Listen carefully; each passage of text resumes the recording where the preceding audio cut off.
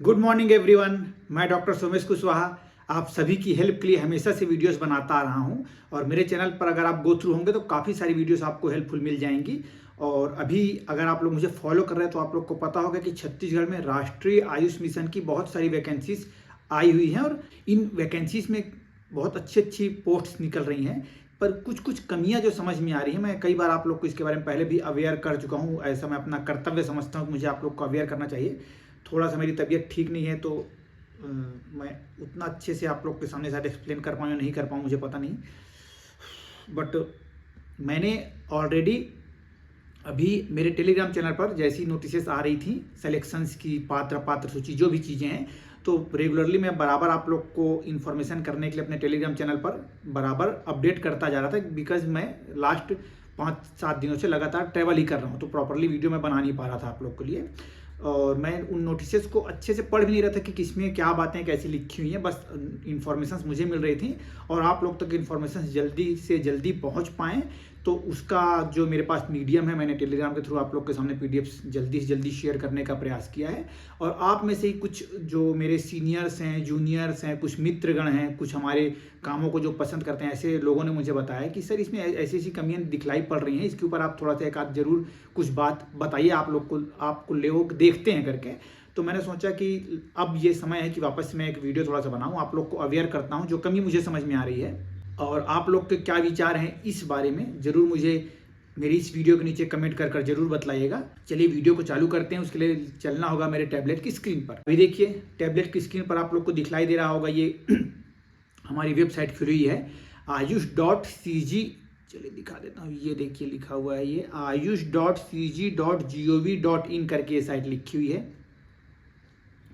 और संचालनालय आयुर्वेद, योग और प्राकृतिक चिकित्सा, यूनानी, सिद्ध और होम्योपैथी, आयुष छत्तीसगढ़ करके यहाँ पे लिखा हुआ है। काफ़ी सारे ब्लेम्स यहाँ पर लगे हैं, कई बच्चे जो इस फील्ड के हैं खासकर वो लोग तो इसको अच्छी तरीके से जान रहे हैं और काफ़ी वैकेंसीज आई हुई है, इस बारे में सभी को पता है। तो उसी में देखिए यहाँ पे काफ़ी सारी वैकेंसीज आपको दिख रही होंगी। नंबर 1 पे लिखा हुआ है राष्ट्रीय आयुष मिशन आयुष चिकित्सक पोस्ट ग्रेजुएट, फिर सेकंड नंबर उसके नीचे 3-4 नोटिसेस हैं। उसके बाद लिखा हुआ है सेकंड नंबर में राष्ट्रीय Ayush mission pharmacist Ayurveda, pharmacist homeopathy, pharmacist यूनानी, एमपीडब्ल्यू, ऐसे बहुत सारे मतलब काफ़ी सारी वैकेंसी जिनके बारे में ऑलरेडी आप लोग अगर मुझे फॉलो करें तो आप लोग को पता होगा। जो अभी जो कंसर्न रेज हो रहा है उसके बारे में आप लोग को अभी बतलाता हूँ। देखिए यहाँ पे तीसरे नंबर पर लिखा है कि राष्ट्रीय आयुष मिशन आयुष चिकित्सक ग्रेजुएट आयुर्वेदा, क्योंकि जो अभी आप लोग को पता होगा कि 120 वैकेंसीज आई हुई हैं, जिसके बारे में मैंने ऑलरेडी एक वीडियो प्रॉपरली कर दिया है कि क्या पात्र की सूची आ चुकी है और अभी 11 जनवरी तक उसमें दावापत्ती का समय दिया गया है ना। तो उस दावापत्ती के बाद फिर एक फाइनल लिस्ट आ जाएगी जिनको फिर इंटरव्यू के लिए बुलाया जाएगा। शॉर्ट लिस्ट कर जो भी चीज़ें होंगी वो आगे धीरे धीरे जैसे पता चलती जाएंगी वैसे मैं आप लोग के सामने एक्सप्लेन करूंगा।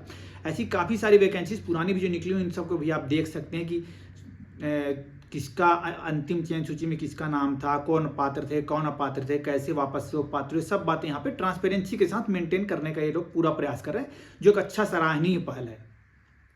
वापस इसमें कुछ कमियां थी तो वापस इन्होंने उसको दुरुस्त भी किया कि भाई नंबर पहले के मेरिट लिस्ट आप देखेंगे तो उनमें नंबर शो नहीं कर रहे थे किसी के कि किसके कितने नंबर रहे अपने यूजी पीजी जो भी सब्जेक्ट रहा है जिसका उस रिगार्डिंग।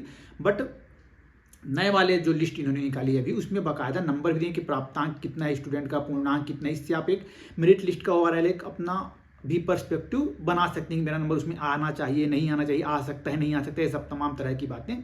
तो अभी मैं बात करूंगा नंबर 1 वाले बारे में। मेरे पास ऑलरेडी सभी नोटिस डाउनलोडेड है, बट डायरेक्टली मैं आप लोग को साइट से दिखा रहा हूँ ताकि पता चल पाए कि साइट में ये चीज़ें हैं। ठीक, तो सबसे पहले मैं आपको दिखलाता हूँ, इसका थोड़ा पुराना वैकेंसी मुझे जाना पड़ेगा नीचे, थोड़ा सा मैं बढ़ता हूँ आगे। ये देखिए यहाँ पे लिखा है राष्ट्रीय आयुष मिशन आयुष चिकित्सक पोस्ट ग्रेजुएट संस्कृत दावापत्ती व पात्र एवं अपात्र की सूची। तो हम पहले जाते हैं पात्र सूची की लिस्ट में। ठीक है, ये देखिए ऑलरेडी डाउनलोडेड है मेरे पास। वीडियो थोड़ी सी लंबी हो सकती है क्योंकि मैं एक्सप्लेन करने का थोड़ा सा प्रयास कर रहा हूँ आप लोग के सामने, तो उसको थोड़ा सा धैर्यवान होकर ही देखिएगा तो आप बेहतर से मेरी बातों को समझ पाएंगे। इसमें ये बेसिकली नोटिस है कि आयुष चिकित्सक पोस्ट ग्रेजुएट स्वस्थ वृत्ति के बारे में। ठीक, मतलब कि स्वस्थ वृत्ति पीजी की वैकेंसी निकली हुई थी, उसके बारे में यहाँ पे ये नोटिस आई हुई है। दावापत्ती हेतु पात्र आवेदन पत्रों की सूची ऐसा करके लिखा हुआ है यहाँ पर। ठीक, कितनी वैकेंसी, टोटल 20 थी और टोटल यहाँ पे पात्र कितने थे, टोटल 15 पात्र हैं। ठीक, इनमें नाम अब देखना पड़ेगा अपने को वापस से, पर अभी फिलहाल 15 नाम थे यहाँ पर पात्र लोगों की लिस्ट में। ठीक, वापस से मैं इसको बैक करता हूँ इसको आप खुद से भी साइट पर चेक कर सकते हैं। और बैक कर मैं वापस से आ जाता हूँ यहाँ पे अपात्र, 15 लोग का नाम पात्र लिस्ट में है। आफ्टर दैट वापस से अपात्र की लिस्ट अपन देख लेते हैं। अपात्र में कितने नाम है देख लेते हैं, चलिए जल्दी से। अपात्र में टोटल 6 नाम यहाँ पे मुझे दिखलाई पड़ रहे हैं। हाँ, 6 नाम ही है इनका। ये अपात्र है करके यहाँ पे इन्होंने लिखा है कि दावा आपत्ति हेतु अपात्र आवेदन पत्रों की सूची, ऐसा करके लिख दिया है। ठीक, हालांकि जो टाइटल लिखते हैं थोड़ा सा गलत है। मैंने पहले भी वीडियोज़ में इस बात को बतलाया है आप लोगों के सामने कि ये दावा आपत्ति हेतु अपात्र आप लिख देते, मतलब ये लोग अपात्र हैं, हम लोग मतलब दावा आपत्ति नहीं कर सकते, ऐसा थोड़ा होता है। टाइटल थोड़ा सा सही लिखना चाहिए। जब इतने बड़े बड़े लोग वहाँ पे बना रहे, सब ड्राफ्टिंग कर रहे, तो सही चीज़ें ड्राफ्ट होनी चाहिए। बट ठीक है, टोटल यहाँ पे 6 लोग के नाम मतलब अपात्र सूची में थे, जिसमें से ये 6 नाम हो गए। अब वापस से चलते हैं एक और नोटिस पे, देखते हैं, चलिए जल्दी से। दावा आपत्ति सूचना करके एक नया नोटिस लिखा हुआ है। इसमें क्या लिखा हुआ है, चलिए इसको वापस से मैं एक्सप्लेन करता हूँ। 19 दिसंबर पे ये निकला हुआ था, है ना। इस पे क्या लिखा है देखिए इसको, कि कार्यालय राज्य आयुष सोसाइटी, राष्ट्रीय आयुष मिशन संचालनालय, आयुर्वेद, योग एवं प्राकृतिक चिकित्सा, यूनानी सिद्ध एवं होम्योपैथी छत्तीसगढ़ द्वारा राष्ट्रीय आयुष मिशन अंतर्गत विभिन्न पदों की पूर्ति हेतु जारी विज्ञप्ति क्रमांक जो भी आगे उसमें परिप्रेक्ष्य में आयुष चिकित्सक पोस्ट ग्रेजुएट स्वस्थ वृत्त संविदा पद हेतु प्राप्त आवेदनों का निर्धारित योग्यता व अन्य सुसंगत जानकारी का समिति द्वारा परीक्षण किया गया। ठीक, उसके बाद आवेदन पत्रों के परीक्षण में जिन अभ्यर्थियों का आवेदन पत्र पात्र किए गए हैं उनकी सूची विभाग की वेबसाइट पर अवेलेबल है, जो मैंने आप लोग को पहले भी दिखा दी।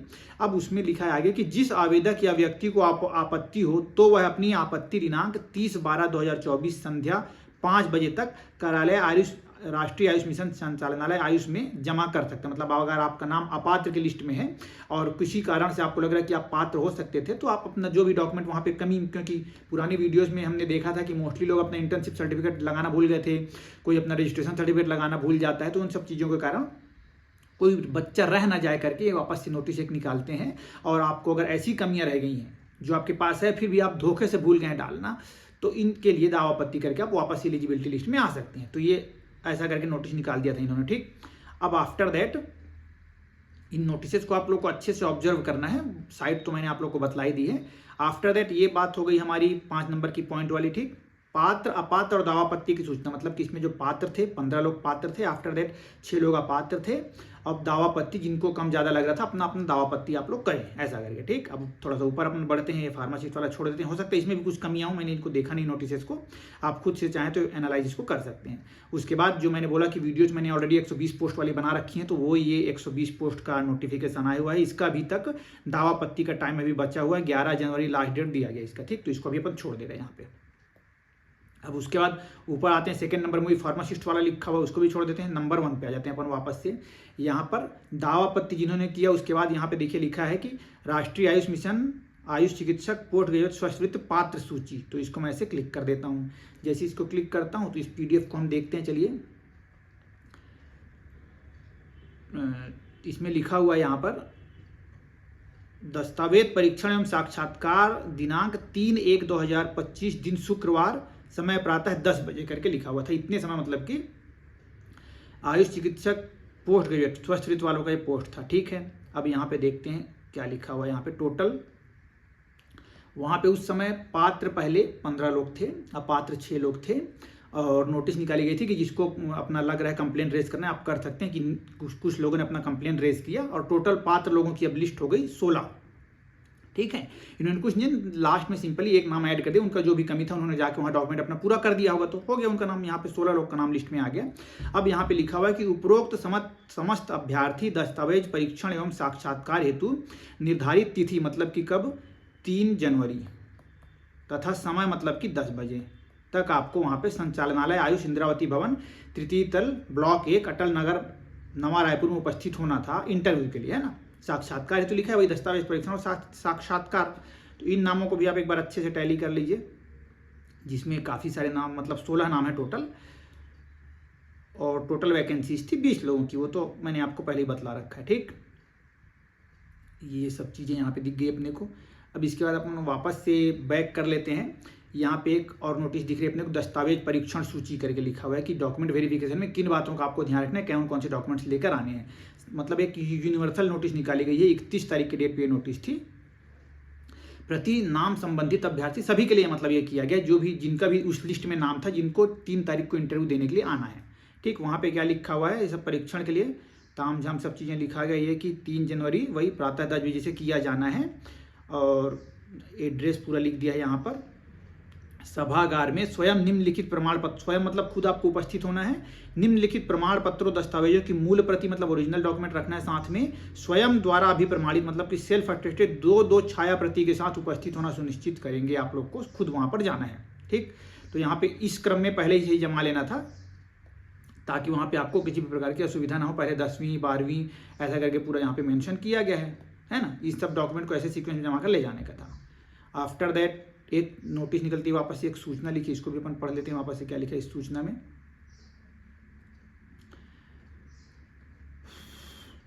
वही नोटिस है कि जो भी वैकेंसीज निकली थी उसके आयुष चिकित्सक पोस्ट ग्रेजुएट संविदा पद हेतु विज्ञप्ति पद संख्या के विरुद्ध पात्र अभ्यर्थियों का दस्तावेज परीक्षण एवं साक्षात्कार दिनांक 3 जनवरी को प्रातः 10 बजे से किए जाने की सूचना विभाग की वेबसाइट पर अपलोड की गई है, ऐसा करके यहाँ पे लिखा हुआ है। ठीक, तो वही मतलब इस तारीख को आप लोग को उपस्थित होना है।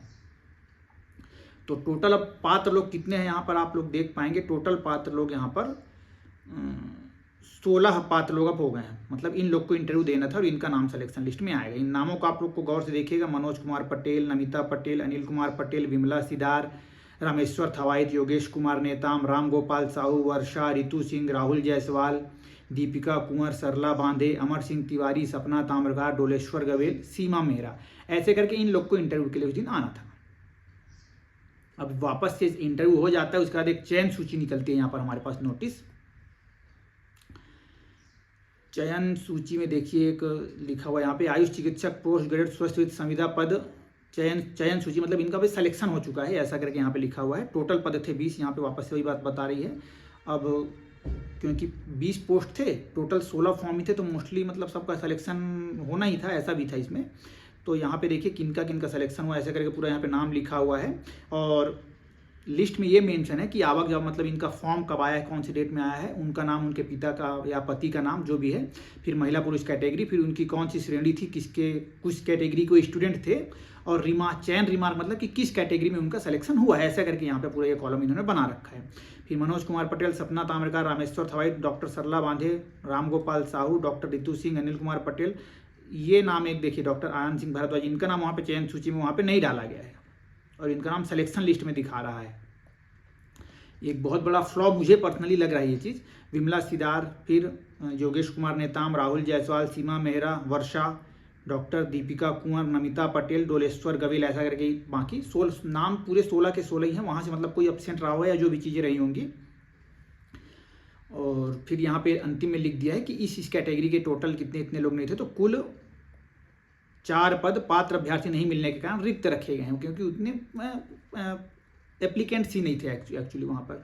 तो इस प्रकार से एक फ्लॉ दिख रहा है कि मतलब कि जो इंटरव्यू के लिए जो पैनल में नाम था उसमें ये नाम अपने को नहीं दिखता है, 8वें पॉइंट में जो नाम है ना।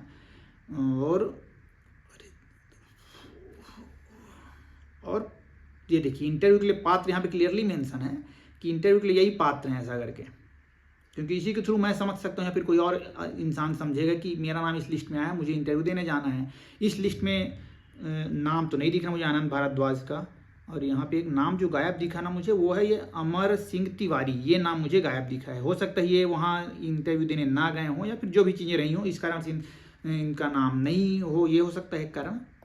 तो ये एक फ्लॉ मुझे अभी इस इंटरव्यू में समझ में आया। जो बच्चों ने मुझे बोला कि सर आप इसके ऊपर एक कोई कंसर्न रेज कीजिए, तो मैंने प्रॉपरली आप लोग को एक्सप्लेन करने के लिए वीडियो बना दी है। अब आप खुद से दिमाग लगा कर समझ सकते हैं कि कैसे कैसे सिलेक्शन हुआ, ये सही है गलत है, कैसा क्या है, उसका निर्णय आप लोग को करना है, या फिर ऊपर के जो अधिकारी उन्होंने किया है, मतलब वो तो सही समझ के ही किए हैं क्योंकि सिलेक्शन तो उन्होंने किया है। बट आइडियली जब इंटरव्यू लिस्ट में नाम नहीं था तो सिलेक्शन लिस्ट में नाम कैसे आ गया अचानक, ये सोचने का एक विषय हो जाता है हम लोगों के लिए। उसके अलावा भी अब ये पोस्टिंग किसको कहाँ मिले वो भी अपने को देखना पड़ेगा, और पोस्टिंग मिलने का क्राइटेरिया क्या है वो भी मैं पहले भी वीडियोस में बोल रखा हूँ, उसका भी क्या क्राइटेरिया है, किसके बेसिस पे किसको कहाँ पोस्टिंग मिल रही है, क्योंकि हमसे ऑप्शंस तो नहीं मांगे जा रहे हैं। लाइक अगर मैं सिंपली किसी भी एग्जाम का फॉर्म भरता हूँ, CGPSC का फॉर्म अगर मैं भरता हूँ, तो मुझसे मांगा जाएगा कि परीक्षा केंद्रों की सूची ऐसा करके, है ना।